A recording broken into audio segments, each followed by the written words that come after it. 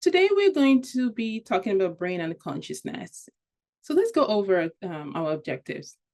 It's just one objective for this presentation, and that is to explore the scientific findings alongside our Rosicrucian spiritual teachings to shed more light on the profound connection between the brain function and the nature of consciousness. And in the process, we will answer the following questions. What is consciousness? Why are we conscious? Is consciousness limited to humans only? And what is the nature of consciousness and how can we study consciousness? The study of consciousness has fascinated philosophers, scientists, and spiritual seekers for centuries. While modern neuroscience has made significant progress in understanding the brain's function and mechanism, the nature of consciousness remains a profound mystery, partly because of the nature of science. Science is objective, requiring some means of observation, whereas consciousness goes beyond what we can observe. Despite these limitations, science has made significant progress in trying to understand the correlation between consciousness and the brain. So let's review some of these scientific findings showing the connection between consciousness and the brain. We'll start with our awake state of consciousness. Like for instance, right now, what our brain is, let's look at what our brain is doing in our awake state of consciousness, according to researchers. So do you recognize any of these faces?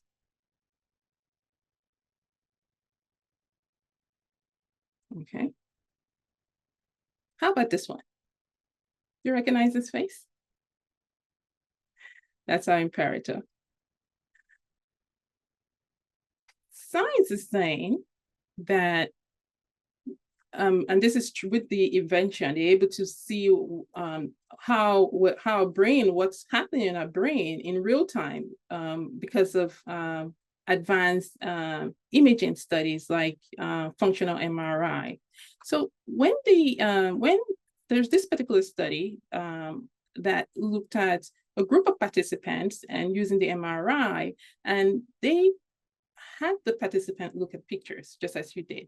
And this is what they found on the brain, on the functional MRIs. So they found that the area that is linked to facial recognition in the brain is called the foramen gyrus. And I would, in the next slide, I will show you, it's more clear, this area. And they link this, so scientists have linked facial recognition to this particular area in the brain called foramen gyrus, located in the temporal parietal occipital junction, also referred to as the hot junction or the hot zone by a lot of scientists. And it's a region in the brain that is responsible for face recognition. I just need you to remember that as we go through the slide, forget about the other terminologies. But in one scientific study, advanced imaging of the participant's brain showed brain activity in the area of the brain responsible for facial recognition. And the studies also showed that there was a time delay from the time the stimulus was introduced to the time to when they saw the brain activity in the brain, obviously. They saw the activity in the brain. So that's interesting. So with the invention of advanced medical imaging, scientists are able to give us more information about the brain than ever before. So let's look at another example. What color do you see? How many see orange? And how many have a fruity taste in their mouth when you see orange? So this is called synesthesia. And it's when you experience one of your senses through another. So let's do another example, and then we'll take a look at what's occurring in our brain as we're stimulating our senses. How about this one? What line is longer? How many says that the top line is longer? And how many feels its bottom line is longer? They're actually the same lens. Okay, so what's going on in our brain? I think some scientists, and this is it's there's a lot of information out there, but basically they're regions of our brain, certain regions of our brain are responsible for different activities. So scientists have shown that different areas of the brain are involved with different activities. So for instance, the prefrontal area in the frontal lobe. Okay, so I'm not sure if you could see my mouse here, but that's okay. I can't see it. But in the frontal lobe, the frontal lobe is responsible for thinking, problem solving, and thinking. And they've also found that the temporal lobe is responsible for memory and information retrieval. But most importantly, what I want you to pay attention to in this slide is this junction. And let's see. So it's a junction between, if you can just visualize it, the temporal parietal occipital junction. So you see the occipital lobe, and the occipital lobe, and right next to it is the parietal lobe, right? And you see the where are you? Okay, so occipital, parietal, temporal. So yes, and the temporal lobe. So just imagine that junction in between the three lobes. That's where the fossimo gyrus sits, and that area is responsible for facial recognition. I apologize, I can't see my mouse here, and I thought I could point it out, but I think you can visualize it. So the temporal lobe, occipital lobe, and the parietal lobe, the junction where they meet is where the fossimo gyrus is. In that area, and it's called the hot zone. Now we need you to remember this for the rest of the presentation, the hot zone. And the reason for this is because the hot zone, most of the scientific studies are actually correlating consciousness, activities in that area to consciousness. And the reason for this is that this area is responsible for high neurological functions such as language, writing, reading, symbol processing, calculation, self-processing, memory, musical memory, face and object recognition. So what they're doing now is most of their scientific studies is just analyzing activities in this area, and that indicates, unconsciousness. So I just need you to remember the hot zone area. So now let's go to altered states of consciousness, what's happening in our brain in altered states of consciousness, and dreams. We'll talk about dreams. So scientists are showing that when we dream, that the brain responds in the same way it responds to experiences when we're awake. Okay, so the brain, let's say we see objects or faces in the brain, during our sleep, right? The brain is responding the same way as if we're seeing the faces in our awake state of consciousness. Now, also too, if we're moving in our dreams, they're also seeing activities in the area of the brain that's responsible for movement and coordination. And this is all on functional MRI. So anesthesia, what's happening in our brain when we undergo surgery involving general anesthesia? So according to a Harvard Review study, Dr. Brown, the anesthesia or anesthetic drugs cause brain circuits to change their oscillation patterns in a particular way, thereby preventing neurons in different brain regions from communicating with each other. And this results in a loss of consciousness for the duration of the surgery. The oscillation vary based on the type and amount of anesthesia used and the age of the patient. How about coma?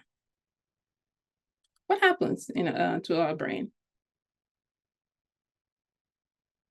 Okay, so coma is a disruption in brain activity resulting to a loss of consciousness. And research shows that there is still brain activity, but it's just minimal. And majority of patients do awaken from coma.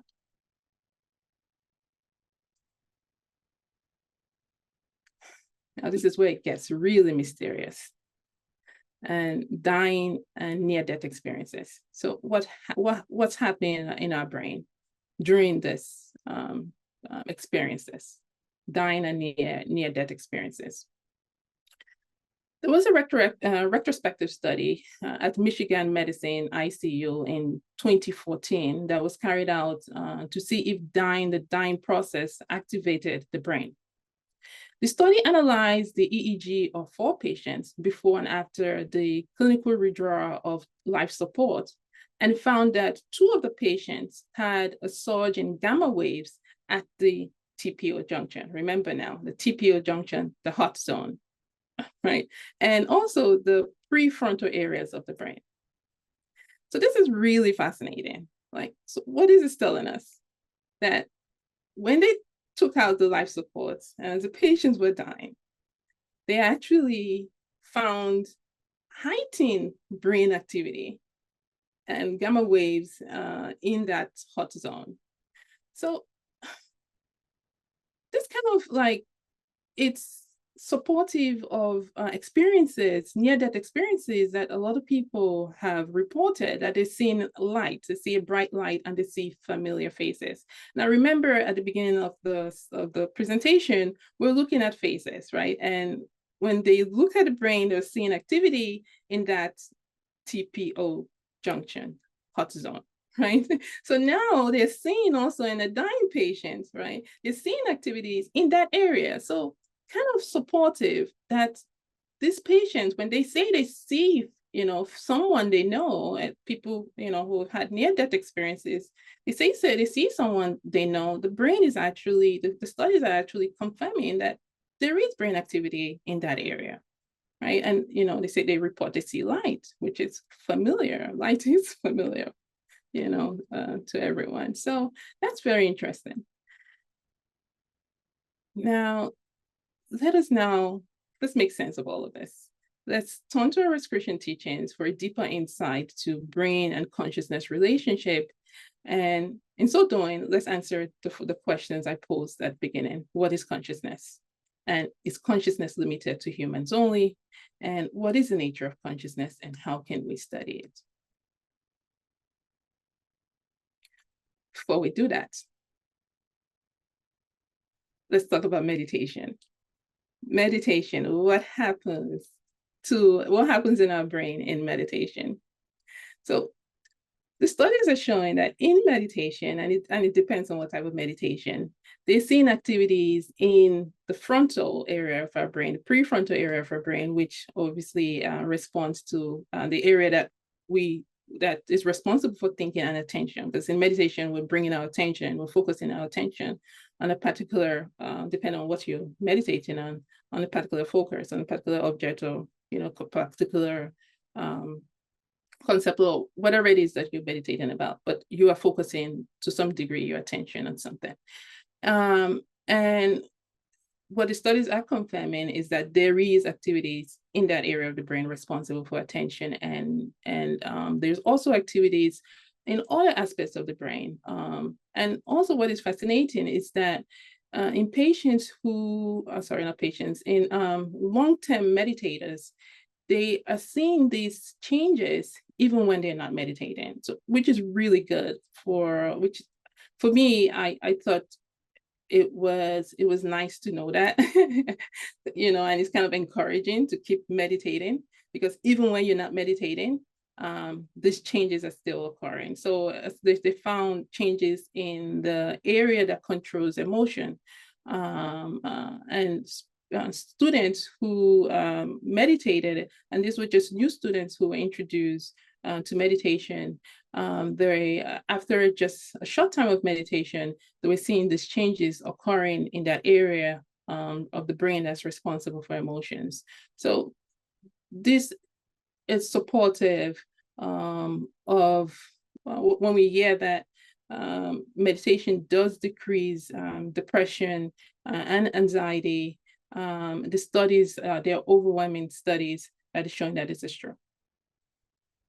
Okay, so now let's go to our teachings, and we'll see what our teachings tell us about the connection between the brain and consciousness. So what is consciousness? According to the Rosicrucian manual, the brain is a physical organ for the objective functioning of consciousness. And consciousness is the mental aspect of life, which includes sensation, realization, reasoning, imagination, aspiration, and inspiration. There is more than one phase of consciousness. There is the objective consciousness, which we use to perceive and interpret impressions transmitted by our five senses. And then the objective consciousness depends entirely upon what we perceive by the means of these five senses. Now, we also have the subjective consciousness, which controls the involuntary processes. And the subconscious, did I say that? I'll repeat that. We also have the subconscious, which is the second phase of consciousness, which controls our involuntary processes. So according to our studies, consciousness is not just limited to the objective phase, but we also have a second phase, the subconscious. And the subconscious works under the impulse of the cosmic, under the cosmic impulse. So let us. Why is this relevant? Why do we need to be conscious?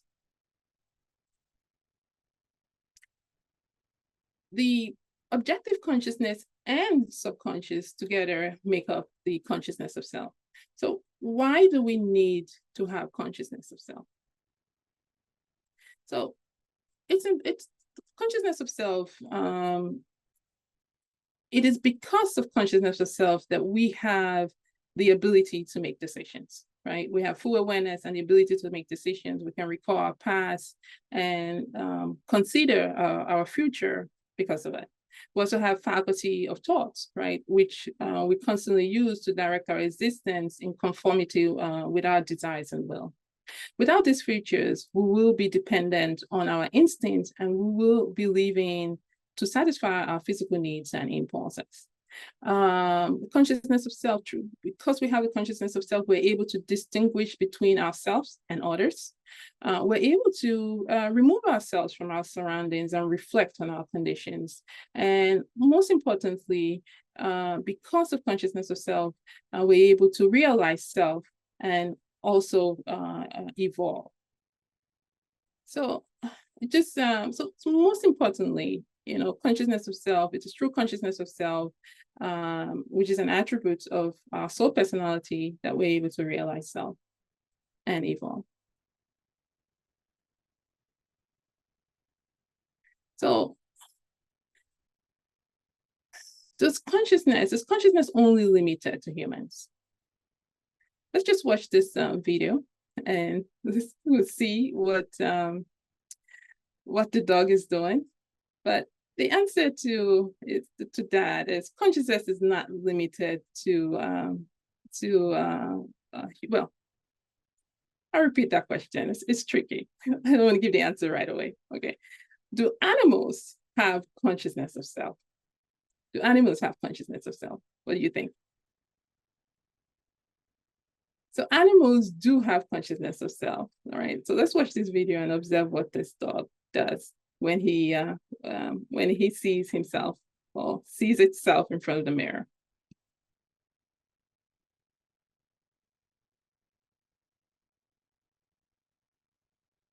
There you go. We'll watch that. We'll watch that again.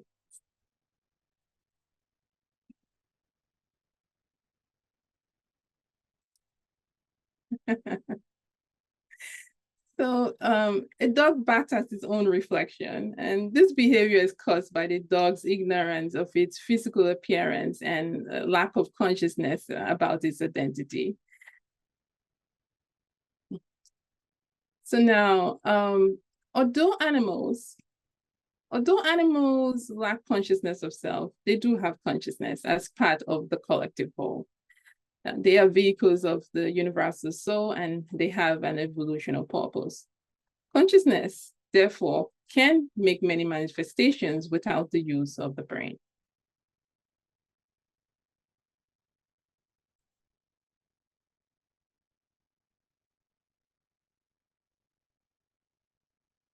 Okay.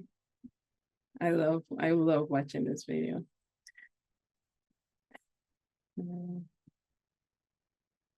So in conclusion, consciousness gives our life meaning.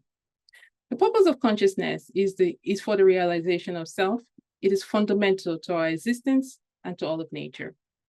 To study consciousness is to study the natural laws that govern nature. Only then will we start to understand the true nature of consciousness, ourselves, and the universe. So, brothers and sisters, let us now proceed to a brief moment of meditation. Sit relaxed, hands on your laps on flaps. Close your eyes and take in 3 neutral breaths.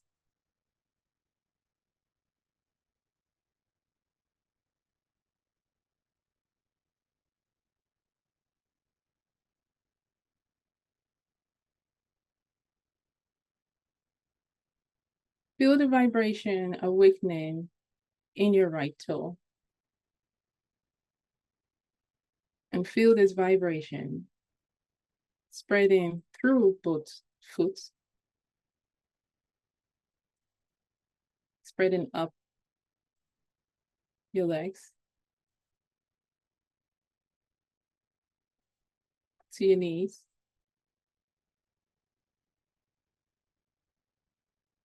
to your thighs,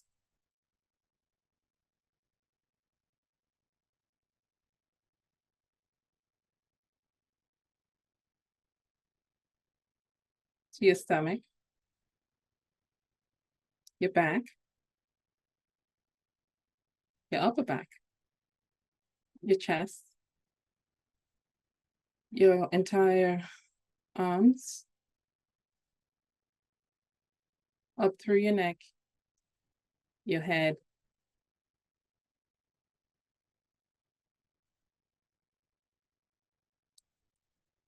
above your head, and visualize this ball of bright light just about a foot from your head, from the top of your head. Now, this ball of bright light, let us send loving thoughts to it. And let us spread this light all over the universe. Starting with your homes,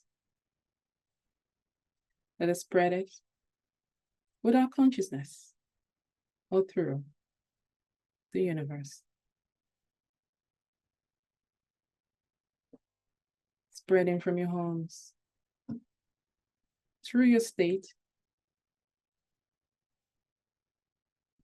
out through the planet.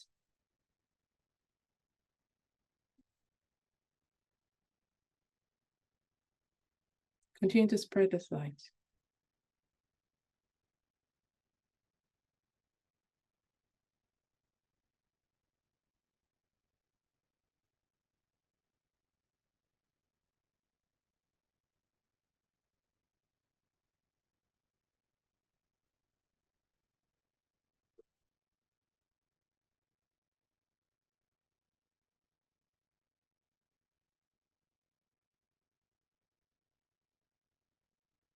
Now think of people who I need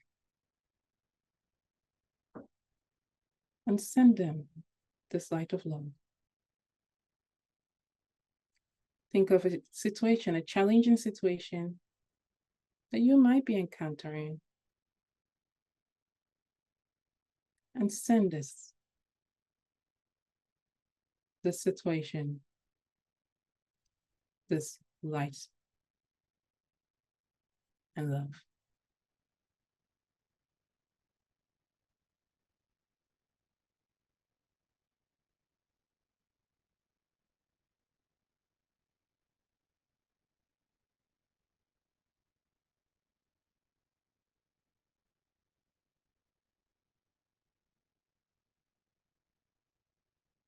And there's anyone that we know who is undergoing a difficult time, either challenges in health, we can also use the opportunity, and ourselves as well, use the opportunity to send this light and see them doing better, see this challenge of health resolved. And if it's the will of the cosmic, it is done. So mote it be. Brothers and sisters, this brings me to the end of our presentation. Thank you for attending, and peace profound.